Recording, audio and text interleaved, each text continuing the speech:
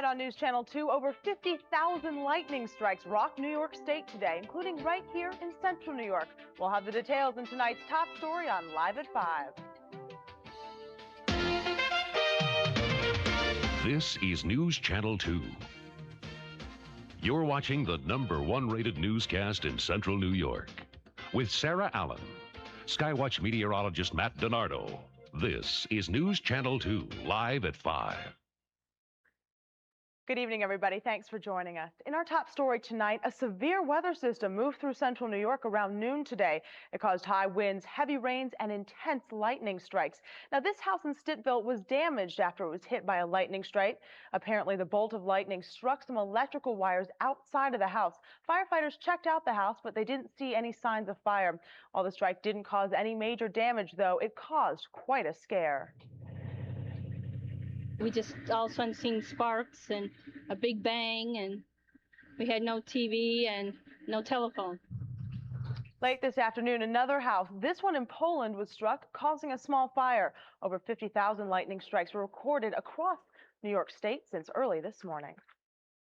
Well, the weather has calmed down somewhat since this afternoon, and meteorologist Matt DiNardo is live tonight from Munson Williams Proctor Arts Festival with more on today's storm activity. Matt, what's going on down there? Well, it's pretty quiet down here, possibly because everybody thought that today would be, well, like it was earlier, rainy. They thought maybe it would continue to the evening. That's not going to happen, and that's probably the best of the news. So another great night to come down here, listen to another concert, walk by and see all the art and all the exhibits that things are going on. It's going to be a very comfortable night. The tornado watch we had earlier has been dropped. That is good news. And all of the severe thunderstorm warnings that we had throughout the day have, of course, expired. Even better news. How good is it outside? Let's take a look at the county airport and the current condition. Mostly cloudy. There are some good breaks of sun. The temperature is 75. The dew point earlier today was in the lower 70s. It has now dropped back into the upper 60s. It should continue to fall, making for quite a pleasant evening. That's good news. Notice those winds out of the west showing that the front has gone by. Let's take a look at the satellite picture across the northeast, and really you can check out what happened today. Actually, we'll go to the radar first. This is a terrific line of storms that passed through Utica again about anywhere between noon and 2 o'clock this afternoon. Now, most of the heavier showers and storms have worked their way into western New England, even into New Hampshire and Vermont, and that is good news because it is moving away from our area. There are some showers north of Lake Ontario. The good news is those should stay well to the north and out of our area. The forecast for this evening, mostly cloudy skies. Breaks of sun will be possible. It will be turning less humid and temperatures should fall back at worst into the lower 70s.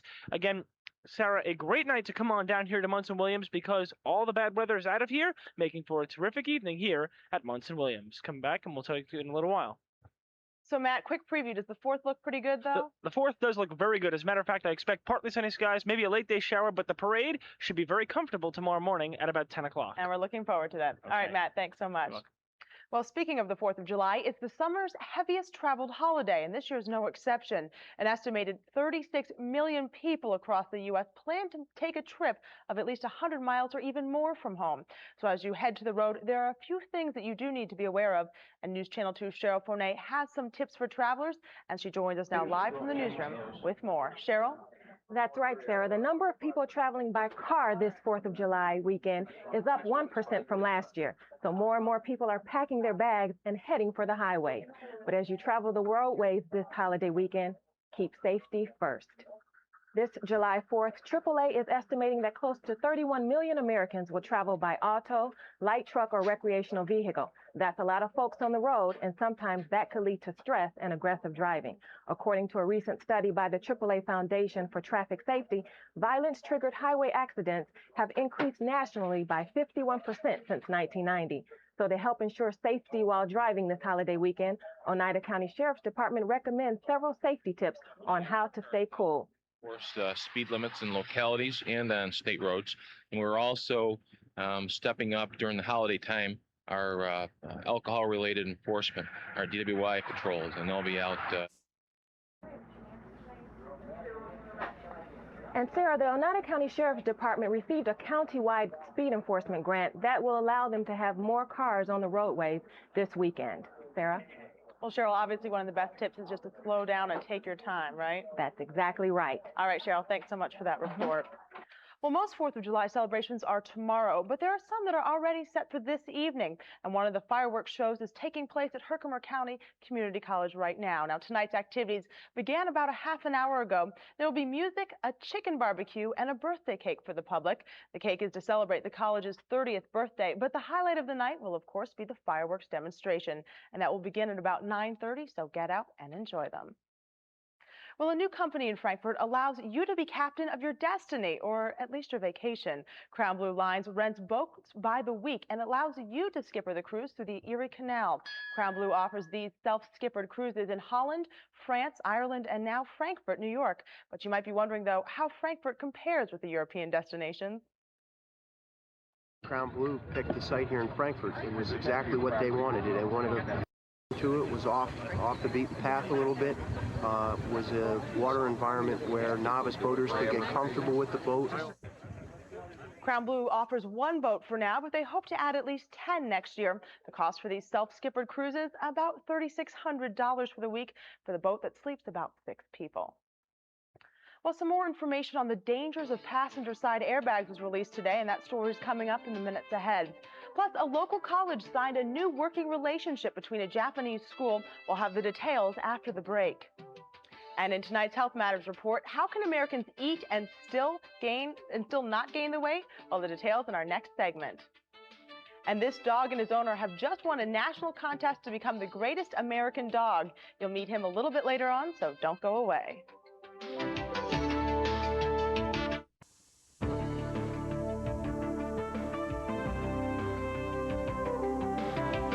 Welcome back, everyone. A local college is opening up its doors to transfer students from clear across the world.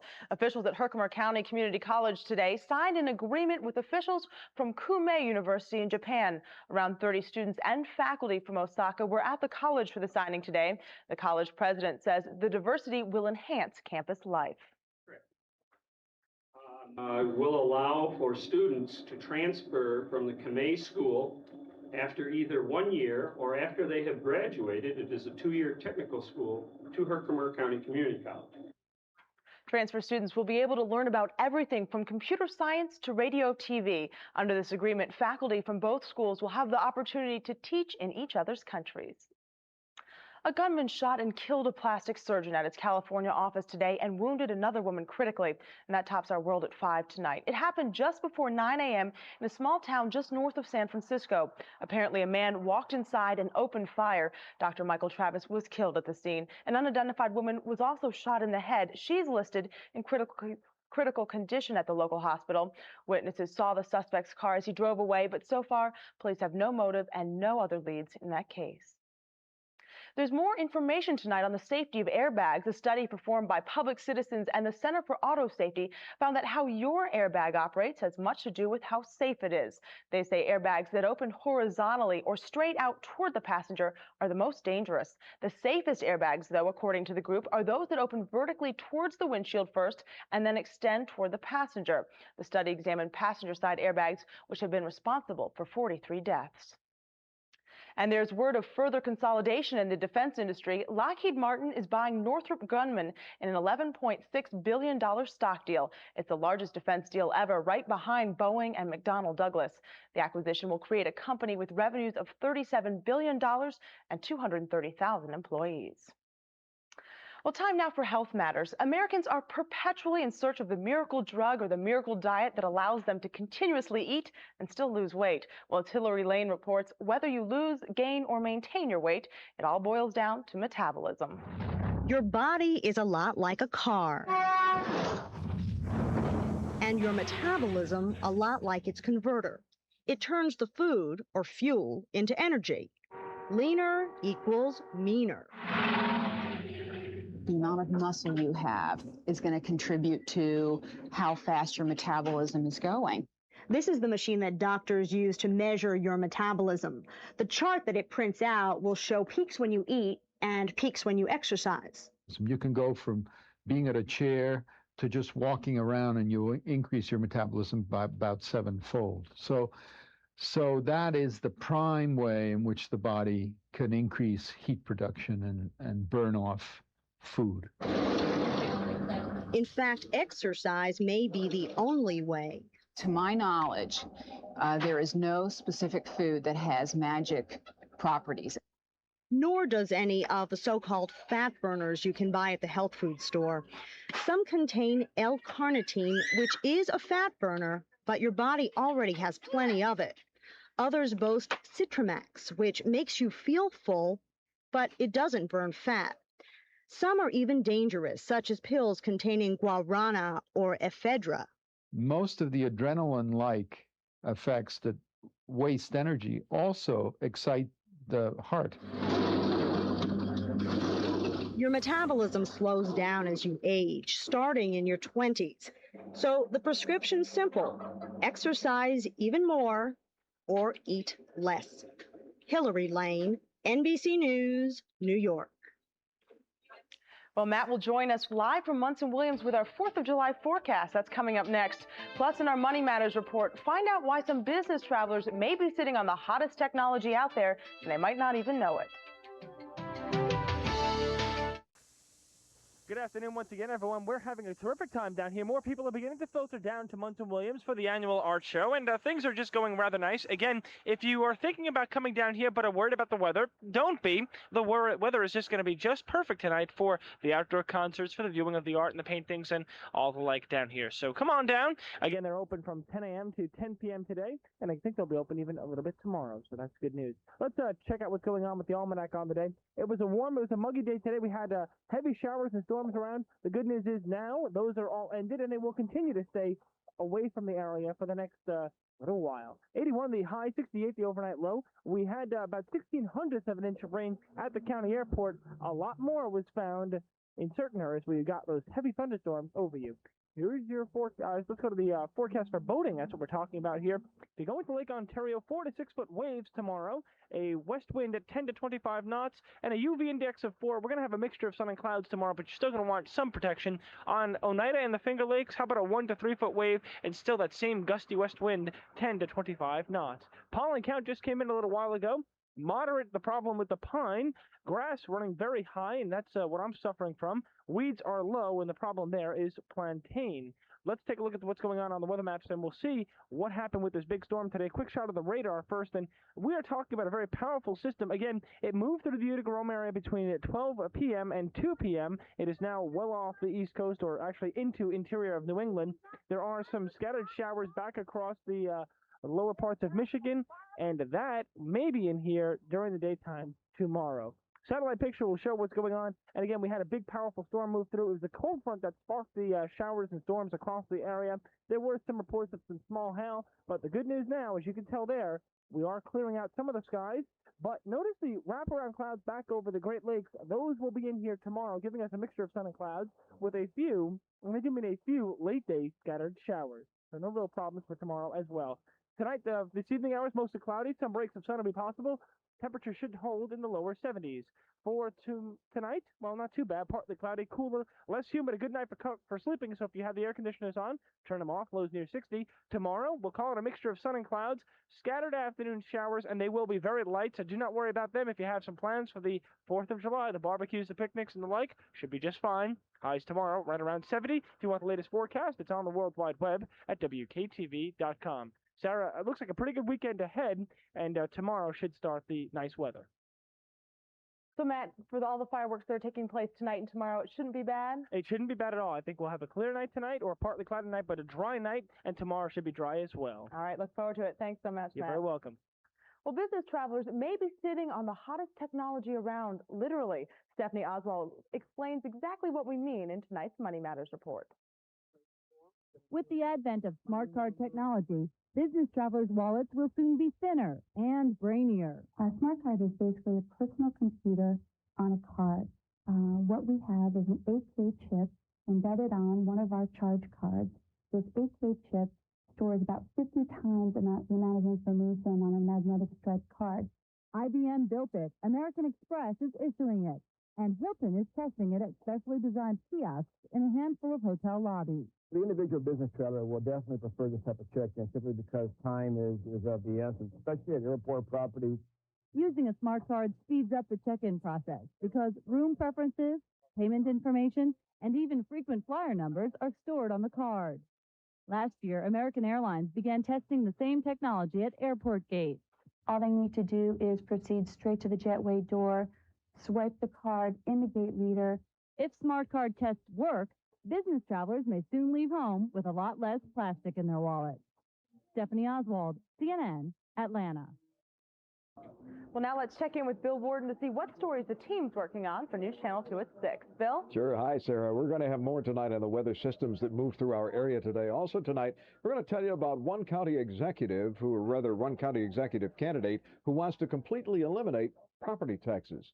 And some local kids get a big treat at the Arts Festival today. Join us for News Channel 2. We'll see you then. Now let's see what's coming up on News Channel 2 and NBC Nightly News. What are your summer vacation plans? For a lot of older Americans, it's no longer just R&R. They're out volunteering their time, energy, and money for a better cause. Why the new trend? I'm Brian Williams. Join us for NBC Nightly News tonight. Well, 2 people were killed and 2 others are still missing tonight after a small plane crashed into the water off Flat Island, Maine. And that tops our look around the region tonight. The Coast Guard and dozens of volunteers searched the water after the plane went down last night. Witnesses say the plane sounded like it was in distress, and then they say they heard an explosion after it hit the water. All 4 people on board were in their 70s. The flight originated in Pittsfield. Its destination, though, is unknown. And Pennsylvania Governor Tom Ridge toured the town of Pitcairn today after yesterday's flooding. Heavy thunderstorms dumped almost 5 inches of rain in about 2 hours, leaving an estimated $10 million in flood damage. The water flooded the basement and first floor of most homes and washed away bridges and yards. Ridge said he's going to wait to hear from FEMA before declaring Pitcairn a disaster area. And the young New Jersey woman accused of killing her newborn and then dumping the body into a motel garbage can was back in court today. Amy Grossberg was asked to explain why she broke a court-imposed gag order to do an interview with ABC Television News Magazine 2020. Now, if the judge finds Grossberg in contempt, he could revoke her bail and send her back to jail or admonish her in court. Well, up next, the final tally is in for the 20th Boilermaker. Jason Powles has the details in tonight's Sports Minute. Welcome back, everyone. The sign-up date for the 20th Boilermaker has come and gone. Jason Powles checked in with the race organizers to see just how many are running this year. Everyone knows that this year's Boilermaker is the largest 15K road race in the country, but just how large is it? Well, we're at an all-time record. We're the largest 15K race in the United States with 9,310 entries, and we're delighted because that's 2,700 plus over last year at this time. There are many changes to the race this year, so runner safety is important. We have to re-letter the course because, you know, we've added, we took 400 yards off the start, so up to the about 6.5 mile point, we have to change the numbers on the course. We're, of course, checking with all the aid stations and making sure all the logistics are set. Runner safety is of paramount importance to us, and we're hoping this weather will blow over and we'll have some cool weather for Boilermaker Week. As for some last-minute training advice, Earl says to watch yourself. Well, they ought to be prepared for this hot weather. We have had some abnormally hot weather. Of course, we didn't have much of a spring, so I would encourage people to drink a lot of fluids. I certainly would taper down on your training. For your Live at 5 Sports Minute, I'm Jason Powles. When we come back, you'll meet a dog and his owner that will soon be known across the nation. But first, see if you know the answer to our history question. On this day in history, the renovated Statue of Liberty was finally relit by President Ronald Reagan. What year did it happen? I'll have the answer when we come back. Here's the answer to our history question. It was in 1986 when New York relighted the renovated Statue of Liberty. President Ronald Reagan presided over the ceremony in New York Harbor. And finally tonight, he's America's newest celebrity. Meet Bob. He's a 3.5-year-old English sheepdog from Los Angeles. He's the winner of this year's Purina Dog Chow Great American Dog Contest that was based on a photograph illustrating the unique loyalty shared between dogs and their owners. Bob and his owner, Sherry Rowland, beat out 2,000 other entries to take this year's bragging rights. Judges said they best demonstrated the consistent loyalty and love that makes dogs and people best friends. Well, before we go tonight, we want to take one last check of our weather for the upcoming evening and all the fireworks celebrations that are going on tonight. So, Matt, what's it look like? Again, Tara, I think it's going to be just a great night. Down here at Munson Williams, you can come on to the the works of art down here, enjoy the concert, or maybe you're going to head out and check out some early fireworks displays. You should have a very quiet night out there. Let's take a look at the planner. We'll be looking for, again, let's call it partly cloudy skies for the evening hours. There are some good breaks of sun. Overnight, we'll call it partly cloudy, less humid, very comfortable, back to 60. Tomorrow, we'll call it partly sunny. There may be a late day shower. Temperatures should warm up into the lower 70s. So really not a bad looking forecast for the next 24 hours. And even the weekend ahead looks real good, Sarah. All right, Matt. Well, we certainly will get out and enjoy the warm weather. Thanks so much. Okay. Well, that'll do it for us, everyone. Have a great night, and we'll see you back here later on tonight. Bye-bye.